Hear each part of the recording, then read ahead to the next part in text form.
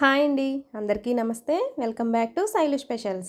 ఈరోజు వీడియోలో దేవీ నవరాత్రుల్లో అమ్మవారికి 6వ రోజు పెట్టే ప్రసాదం రవ్వ కేసరి చూపించబోతున్నానండి. ఈ రవ్వ కేసరి చల్లారిన తర్వాత కూడా సాఫ్ట్గానే ఉంటుందండి. చాలా కమ్మగా ఉంటుంది. అలాగే చాలా సింపుల్గా కూడా చేసేసుకోవచ్చు.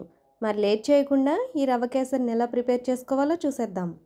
ముందుగా స్టవ్ ఆన్ చేసి ఒక గిన్నె పెట్టుకుని 3.5 కప్పుల వాటర్ వేసుకుని మరిగించుకోవాలి. అలాగే ఇంకొక బర్నర్ పైన ఒక ప్యాన్ పెట్టుకుని 1/2 కప్ నెయ్యి వేసుకోండి. నెయ్యి కరిగిన తర్వాత 1/4 కప్పు జీడిపప్పు బద్దలు, 1/4 కప్పు బాదం పలుకులు వేసుకుని ఫ్రై చేసుకోండి. బాదం అనేవి ఆప్షనల్ అండి.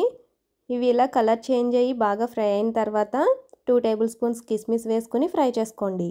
ఇప్పుడు ఇందులోనే నెయ్యి కొలుచుకున్న కప్పుతోనే 1 కప్పు వరకు బొంబాయి రవ్వ వేసుకోండి.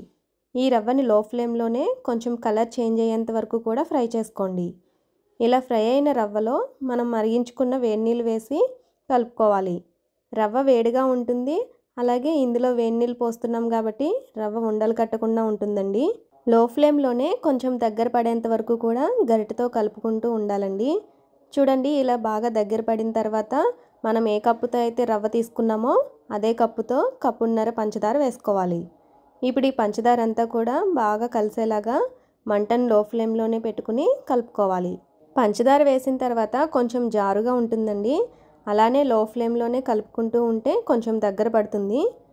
ఇప్పుడు ఇందులో 1/2 టీ స్పూన్ యాలకుల పొడి, అలాగే చిటికెడు పచ్చకర్పూరం, అలాగే 2 టేబుల్ స్పూన్స్ నెయ్యి కూడా యాడ్ చేసుకుని ఒకసారి అంతా కూడా బాగా కలుపుకుని ఈ కన్సిస్టెన్సీ వచ్చే వరకు కూడా లో ఫ్లేమ్లోనే ఉడికించుకోవాలి.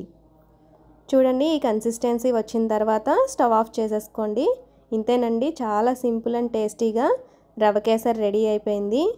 ఇలా ట్రై చేసి చూడండి. చల్లారినా కూడా రవ్వ కేసరి సాఫ్ట్గానే ఉంటుంది.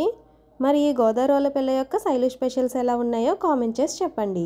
మరిన్ని రెసిపీస్ కోసం శైలు స్పెషల్స్ ఛానల్ని సబ్స్క్రైబ్ చేసుకుని అలాగే బెల్ బటన్ కూడా ఆన్ చేసుకోండి. Thank you for watching.